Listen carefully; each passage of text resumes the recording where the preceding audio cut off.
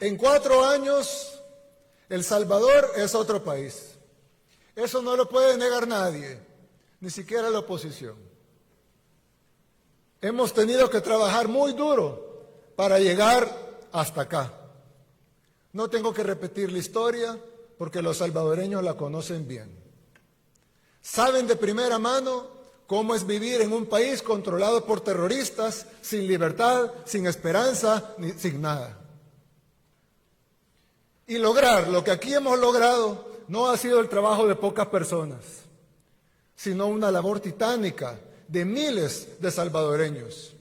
Algunos de ellos incluso perdieron su vida para salvarla de otros. Ahora tenemos un nivel de seguridad de que países de Latinoamérica sueñan. No lo digo para jactarnos, sino para que cada uno lo analice y sea consciente de lo que hemos logrado. Perdimos el miedo, detuvimos la caída libre en la que veníamos y comenzamos a volar incluso por encima de nuestras expectativas. El país más pequeño de América es ahora ejemplo para países más grandes que cuentan con más recursos, porque los logros en seguridad son irrefutables. Hoy, la normalidad de los salvadoreños es caminar a las 9 de la noche en su comunidad, o cruzar una calle antes prohibida, o jugar en el parque con amigos de otra colonia. Hasta hace poco tiempo, esas cosas sencillas en otros países eran impensables en El Salvador. Los salvadoreños vivían en zozobra por una estructura terrorista, eficientemente organizada, con tentáculos en todo el estado y con un control casi absoluto del territorio, a excepción de pequeñas burbujas donde vivíamos unos pocos. Las pandillas salvadoreñas eran las más grandes, estructuradas y sanguinarias del mundo. Llegaron a ser tan poderosas que incluso conocedores y especialistas de renombre que vinieron aquí a estudiar el fenómeno aseguraban que era imposible vencerlas. Los pandilleros controlaban quiénes llegaban a visitar a la gente en sus casas. También controlaban qué organizaciones podían llegar a hacer trabajo comunitario. Controlaban las rutas de buses, de taxis. Las pandillas tenían colaboradores para prestar dinero a los comerciantes que luego extorsionaban. Y tenían también niños con los que mandaban a cobrar la extorsión. Los cabecillas tenían moteles y bares, pero también panaderías, talleres de carros y hasta sus propias funerarias para hacer el negocio redondo de la muerte. Y aunque la gente buena en las comunidades no fuera parte, la actividad de las pandillas se los afectaba en todos los aspectos de su vida, quisieran o no.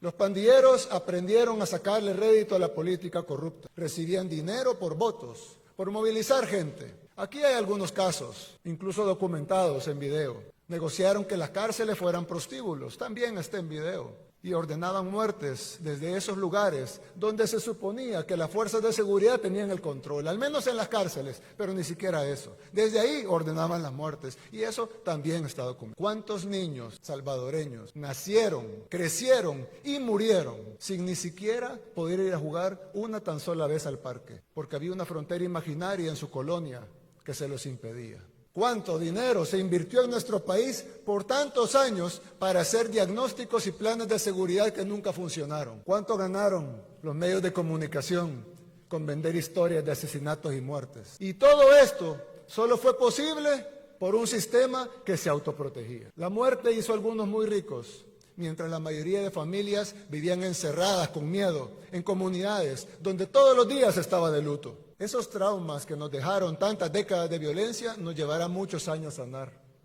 Si no, lean la encuesta de salud mental, la primera que se hace en el país, que hizo el Instituto Nacional de Salud. Ahí podrán confirmarlo. Yo lo he dicho varias veces, cambiar un país toma tiempo, en especial un país con tantas urgencias de todo tipo. Por eso, tuvimos que crear nuestro propio método, sin permitir que nadie, nacional o extranjero, nos ordenara qué hacer, sin tener que cumplir compromisos bajo la mesa, porque los únicos poderes detrás de este gobierno han sido siempre Dios y el pueblo. Ningún otro presidente podía siquiera, no quería, pero si hubiera querido, no podía siquiera tomar decisiones porque no venían aprobadas por sus financistas, mientras que nosotros solo le rendimos cuentas a los salvadoreños. Por eso hemos podido tomar las decisiones que había que tomar. No rendimos cuentas a la comunidad internacional. No nos doblegamos ni ante los países que nos quieren decir cómo debemos resolver nuestros problemas, cuando ellos ni siquiera pueden resolver los de ellos. En El Salvador hicimos lo que ningún país de Latinoamérica pudo hacer, ni siquiera algunas potencias del continente.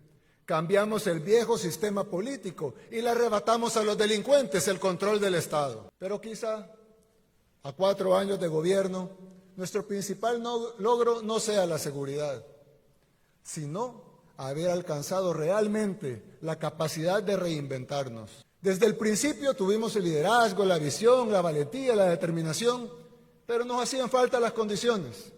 Las fuimos consiguiendo poco a poco. Al inicio con la presidencia, luego gobernamos a pesar de los obstáculos y finalmente con el triunfo de esta asamblea, que con eso se logró además no solo la gobernabilidad, sino también la depuración del sistema judicial y del Ministerio Público. Sin esas cosas hubiera sido imposible luchar la guerra contra las pandillas. Ahora el régimen de excepción, también aprobado por esta asamblea, nos ha permitido saborear al fin la paz. Por primera vez desde que tenemos memoria. El Salvador es un país pequeño, que no tiene los recursos de las grandes potencias mundiales, pero aún así hemos ido arreglando lo que estaba mal. Y cada vez somos más conscientes de que otra forma de vivir sí es posible. Para un país como el nuestro, que estaba al borde del colapso por la violencia, reinventarse no solo era una necesidad, sino que era vital. Hoy, 4 años después, podemos decirlo sin que suene exagerado, ya no somos los mismos. Al fin, los salvadoreños ya pueden pensar en otra cosa que no sea evitar que los maten. Ya podemos aspirar a más. El Salvador es otro país. Ahora, de verdad es nuestro. Ahora los comerciantes pueden pensar en cómo vender más, cómo mejorar sus servicios, cómo abrir nuevas sucursales. Ya no están pensando en cómo pagar la extorsión a fin de mes o que los maten por no pagarla. Los jóvenes pueden pensar en un futuro diferente, en lugar de ser únicamente reclutados o asesinados por las pandillas. La gente está pensando a dónde ir o qué más hacer el fin de semana. Ya no tienen miedo de estar afuera todo el día o regresar tarde a su casa. Lo que antes era privilegio de unos pocos, ahora es lo cotidiano para todos. Ahora lo cotidiano empieza a hacer que los niños jueguen en cualquier parte, que los vecinos se crucen en cualquier calle, sin importar la hora.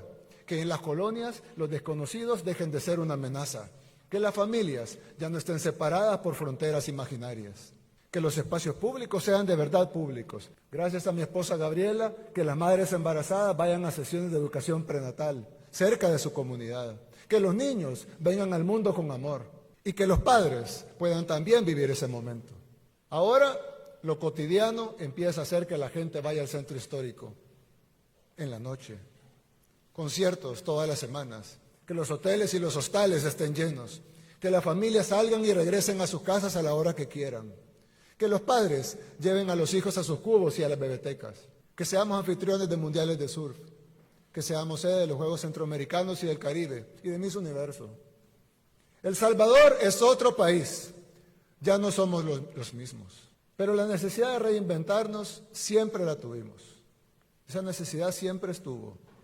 La diferencia es que ahora tenemos la capacidad y la voluntad para hacerlo.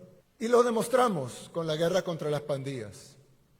Todavía no estamos donde queremos en muchas áreas que también son importantes. Sin embargo, hay unas decisiones que no podemos seguir aplazando, porque debemos garantizar una mejor gestión pública y tener los recursos necesarios para satisfacer todas las necesidades que nos faltan.